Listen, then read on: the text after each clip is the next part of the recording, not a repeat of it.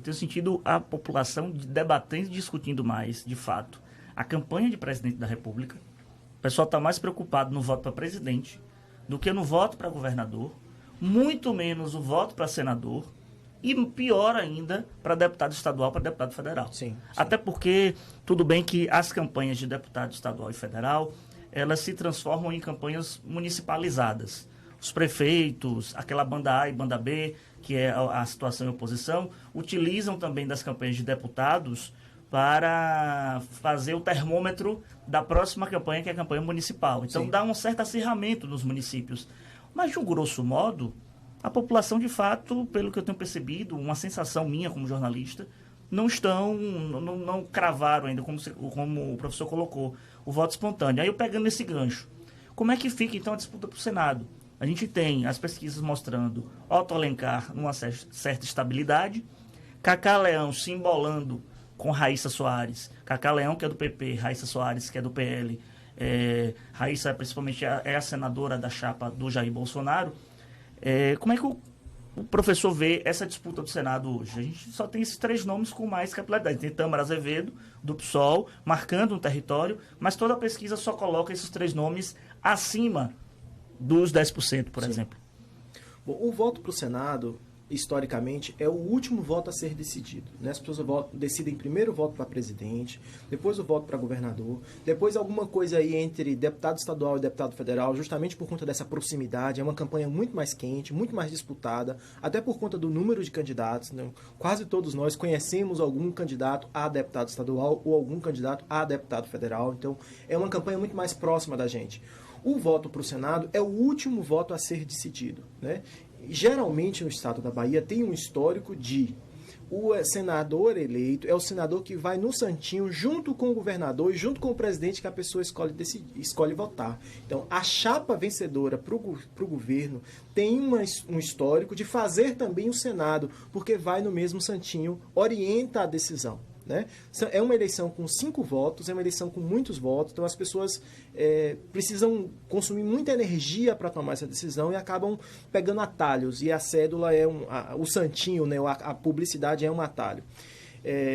Eu acho que, assim, somando a última pesquisa que eu tive acesso, a votação de Otton, Cacá e doutora Raíssa, tem 63% das pessoas indicam sua intenção de voto. Quer dizer, tem aí as pessoas que não vão votar e que historicamente não votam, mas tem muito voto para ser disputado ainda. Né? As pessoas têm falado muito de Cacá, mas eu acho que Cacá precisa ainda se diferenciar da doutora Raíssa Soares. Eu não me surpreenderia se a doutora Raíssa Soares tiver uma votação maior que a de Cacá por algumas razões. Por conta de um maior conhecimento, por incrível que pareça, dada a presença dela em ambientes digitais, e por conta da possibilidade de crescimento da chapa de João Roma, do apoio bolsonarista de forma geral. Né?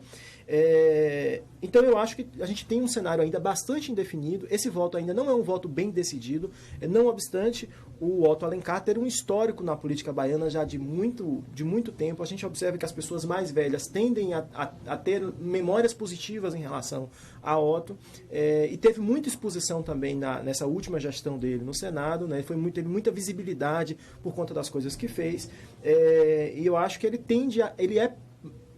é favorito, né? Mas é uma eleição para ser disputada ao longo desses últimos 20 e poucos dias, e certamente é uma eleição que será efetivamente decidida nos últimos dias. É uma eleição que se decide aí no sábado, né?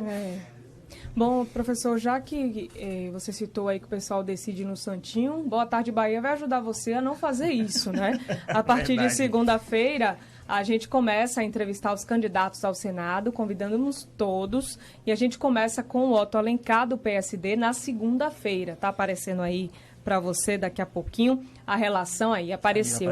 Otto Alencar na segunda, na terça o Cacá Leão, do PP, Marcelo Luz para Todos, do PMN, na quarta, a Raíssa Soares na quinta, e a Tâmara Azevedo, do PSOL, dia 16, que é uma cista. Aí o Cícero Araújo, do PCO, ficou para o dia 19, essa ordem aí estabelecida de acordo com as assessorias. A gente seguindo, como a gente fez com os candidatos ao governo e também os candidatos a vice-governo aqui. Então, para não decidir no santinho, acompanhe o Boa Tarde Bahia para não ficar assim, né? Porque o destino do Estado e do país, né, já que é para candidato ao Senado, está nas suas mãos. Porque, para explicar para o eleitor, o senador, ele atende os interesses no Congresso do Estado. Diferente do deputado, que ele, em tese, atende os interesses mais próximos da população, o senador atende o interesse da unidade da federação. Então, é aquele que vai estar no Senado Federal lutando pelo Estado da Bahia. Então, é importante o seu voto para o Senado da República, para o senador ou a senadora.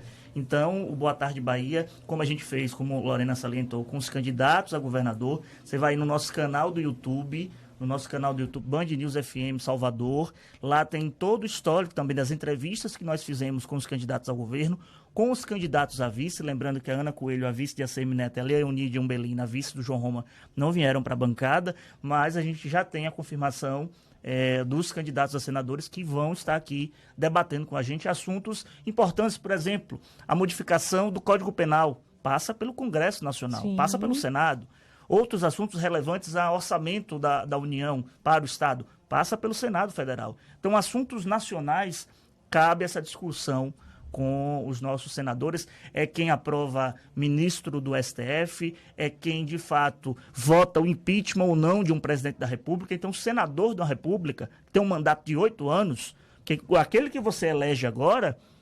Se você não ficar satisfeito com o trabalho dele, você vai demorar 8 anos para tentar mudar, caso você não concorde com a linha de conduta dele. Ainda se você lembrar do voto que você deu. Então é importante você lembrar do voto e acompanhar esse nosso processo aqui de entrevista sabatina que a Band faz, Band TV, Band News FM e também o nosso canal do YouTube.